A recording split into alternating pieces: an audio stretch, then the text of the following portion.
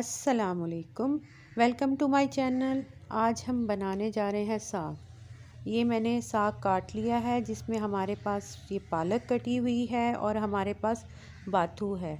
बाथू को आप लोग क्या कहते हैं अपनी लैंग्वेज में? हमारी सराइकी लैंग्वेज में तो बाथू कहते हैं। और साथ ही देखें ये कितनी फ्रेश हमारे पास साग है और कितने प्यारे प्यारे फूल हैं इसमें, येलो येलो। और ये हमने काट लिए हैं और काट कर हम इसको अच्छी तरह से वॉश कर हम इसको चूल्हे पे चढ़ा लेंगे और इतना पानी डालेंगे कि जितना आपको लगे कि ये साग इजीली इसमें गल जाएगा। और इसमें हमने ऐड करनी है तकरीबन 1 पाव हरी मिर्चें। ये मेरे पास 2 किलो साग है, 2 किलो पालक है और 2 गुठी मेरे पास बाथू के हैं और 1 पाव तकरीबन मिर्चों के हैं। तो देखें, अब मैंने इसको अच्छी तरह वॉश करके धोने के लिए रख दिया है और अब मेरे पास रेडी है ये। और इतना थोड़ा सा पानी रह गया है, वो मैंने इसलिए रखा है ताकि इजीली ये ग्राइंड हो जाए। इजी है, आराम से ग्राइंडर में डालो और इसको मिक्स करो और बना लो।